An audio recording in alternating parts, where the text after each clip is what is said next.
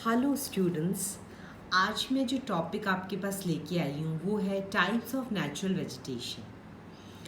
हम रिसोर्स कर रहे हैं, तो रिसोर्स में जो प्राकृतिक वनस्पति है उसके क्या प्रकार हो सकते हैं ये मैं ले रही हूँ। तो सबसे पहले इसमें मैं ले रही हूँ वन। तो वन का कैटेगराइजेशन मैं ले रही हूँ अलग अलग। नेचुरल वेजिटेशन में वन के क्या अलग अलग, हम जानते हैं नेचुरल वेजिटेशन अपने आप में बहुत बड़ा संसाधन है। तो वन की क्या क्या प्रकार हो सकते हैं वो मैं ले रही हूँ। वन के प्रकार में पहला है विषुवत रेखीय उष्ण आर्द्र वन। ये सदापर्णी वन है जो विषुवत रेखा के 10 डिग्री उत्तर और 10 डिग्री दक्षिणी देशांतरों के मध्य स्थित है। वर्ष भर तापमान 27 डिग्री सेल्सियस रहता है। वार्षिक वर्षा 250 सेंटीमीटर होती है। ये कहाँ कहाँ पाए जाते हैं वो देखिए। दक्षिणी अमेरिका का अमेजन बेसिन और पश्चिमी मध्य अफ्रीका में कांगो बेसिन दो बड़े क्षेत्र हैं। यहाँ आबनूस, लोह काष्ठ, रोजवुड, ताड़, महोगनी, रबड़, सीबा, पारानट, तेल ताड़ मुख्य हैं।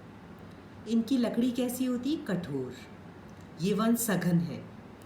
वृक्षों की नस्लों में बहुत भिन्नता पाई जाती है। वृक्षों में सूर्य का प्रकाश पाने के लिए होड़ होती है। वृक्षों के नीचे अनेक प्रकार की लताएं उन वृक्षों पर लिपटी रहती हैं। बहुमंजिले वृक्ष होते हैं।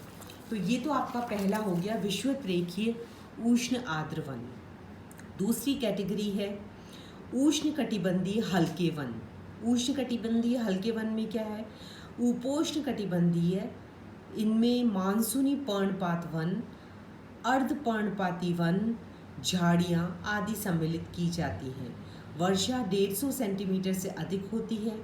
ये भारत, म्यांमार, थाईलैंड, वियतनाम में विस्तृत हैं।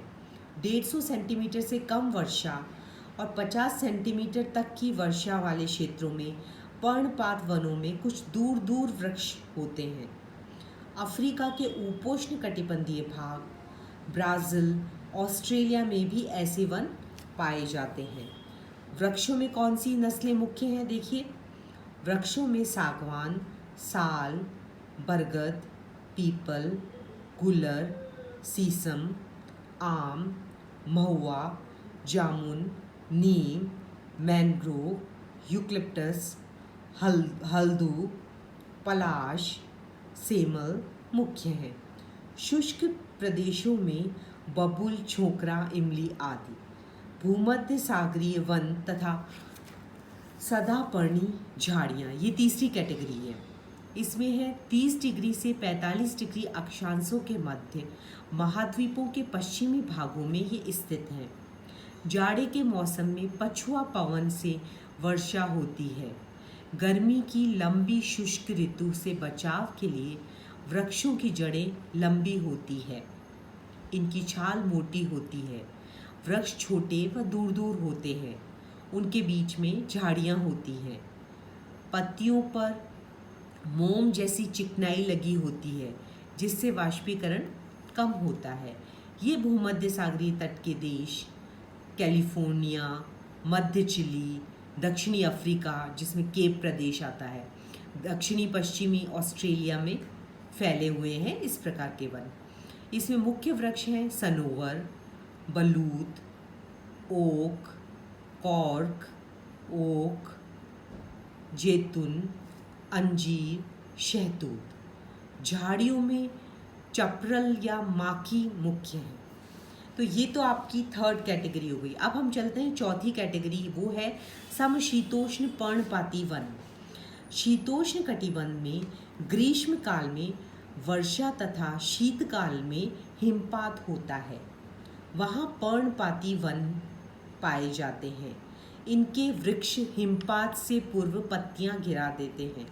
ये कहाँ कहाँ व्याप्त है देखिए, यूरोप, चीन, जापान, मंचूरिया, दक्षिणी साइबेरिया, हिमालय पर्वत और संयुक्त राज्य अमेरिका में ऐसे वन हैं।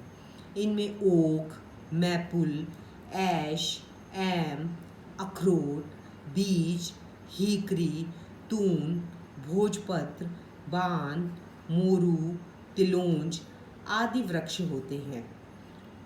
न्यूजीलैंड व ऑस्ट्रेलिया में यूकलिप्टस के वृक्ष अधिक होते हैं। ये आपका चौथी कैटेगरी है। पांचवी कैटेगरी है समशीतोष्ण मिश्रित वन। इनमें सदापर्णी शंकुधारी वृक्ष, चीड़, केल, स्प्रूस आदि हैं।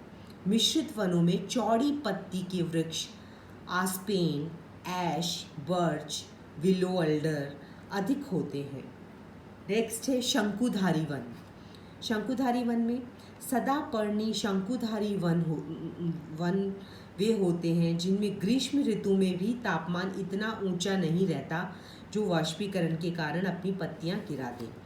शीतकाल में हिमपात से रक्षा के लिए इन वृक्षों की पत्तियां नोकदार सुई के प्रकार की होती है। इनकी पत्तियां मरुभेदी, जिसे कहते हैं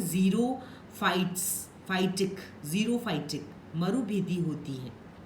इनकी पत्तियां नहीं गिरती, प्रत्येक मौसम में कुछ गिरती हैं और फिर नई आ जाती हैं। ऐसा कोई सीज़न नहीं होता कि एक साथ सारी पत्तियां गिर जाए, थोड़ी दो चार गिरती रहती है और सदैव पेड़ हरा रहता है। ये उत्तरी यूरोप, साइबेरिया के taiga, Canada, Himalaya, Alps, Rockies, Andes में शंकुधारी सदापर्णी वन है। इनमें मुख्य है चीड़, केल, देवदार, spruce, hemlock, fir, silver fir, Douglas, blue pine, larch, धुनेर आदि। इन वनों की क्या मुख्य विशेषताएं हैं? ये सदापर्णी वन है। एक ही नस्ल के वृक्ष बहुत बड़े क्षेत्र में खड़े रहते हैं, काटने में सुविधा रहती है।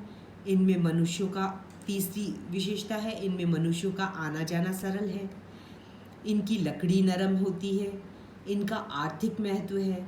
इन वनों के गौण उत्पाद बिरोजा, तारपिन, वार्निश, पॉलिश के काम आते हैं। वो सब इनके गौण उत्पाद हैं। विनिर्माण उद्योग में जैसे कागज की लुगदी, दिया सलाई, नकली रेशम, प्लास्टिक, इन सब पर आधारित है। इनका आर्थिक महत्व अत्यधिक है। तो ये तो हमने वनों के प्रकार देखे थे। ये आपका जो वनस्पति है, जो नेचुरल रिसोर्सेज है, उसकी फर्स्ट कैटेगरी है, उसमें आपका आ गया वन। और वन का क्लासिफिकेशन हमने ये देखा। अब जो मैं नेक्स्ट टॉपिक लूँगी वो लूँगी घास के मैदान, फिर उनकी कैटेगरीज लूँगी। आज के लिए इतना ही। आप मेरे YouTube पे वीडियोस देखते रहिए, नोट्स देखते रहिए जो ई कंटेंट में दे रही हूँ, आपको अच्छे से समझ में आ जाएगा। Till next time, good bye.